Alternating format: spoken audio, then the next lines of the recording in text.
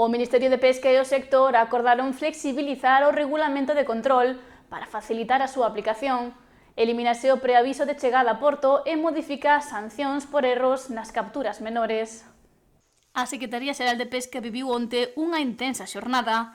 Foi o lugar escollido para celebrar a reunión cos representantes da Federación Nacional de Cofradías de Pescadores e a Confederación Española de Pesca, onde os profesionais expuxeron as dificultades que se atoparon para aplicar as últimas medidas que entraron en vigor o 10 de xaneiro do Regulamento de Control da Pesca. Normas como avisar con 2 horas e media de antelación a chegada a porto ou pesar a bordo as capturas cumprindo un determinado marxe de erro para evitar sancións eran dous dos puntos máis polémicos. Os pescadores puxéronos sobre a mesa e acadáronse acordos coa Secretaria Xeral de Pesca Isabel Artime e os representantes do Ministerio. La Secretaría General de Pesca adoptará una resolución para establecer que los errores u omisiones en la estimación de las cantidades en el diario de a bordo para especies con capturas inferiores a 50 kilos no constituyan una infracción, siempre y cuando la declaración de desembarque, que es la que se hace una vez que cogéis la nota de venta, recoja la cifra correcta de cantidades por especie. Desde la Secretaría General de Pesca se darán instrucciones concretas a los servicios de inspección y control pesquero para aplicar las disposiciones de la citada resolución.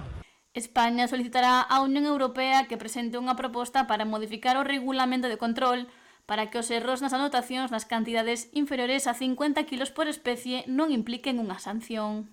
Asimismo, mientras se tramita esta modificación, se pedirá a la Comisión Europea la modificación del anexo 4 del reglamento mediante un acto delegado para que dichos errores no puedan ser considerados una infracción grave.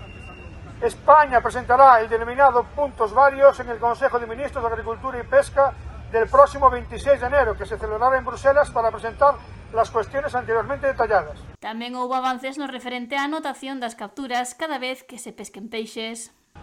En la misma resolución citada anteriormente se señalará que la obligación de facilitar información de las capturas de cada lance de pesca, a la que se refiere el artículo 14.2, se entenderá cumplida cuando se facilita al menos una vez al día antes de la entrada a puerto o en el lugar de desembarque, nunca lance por lance.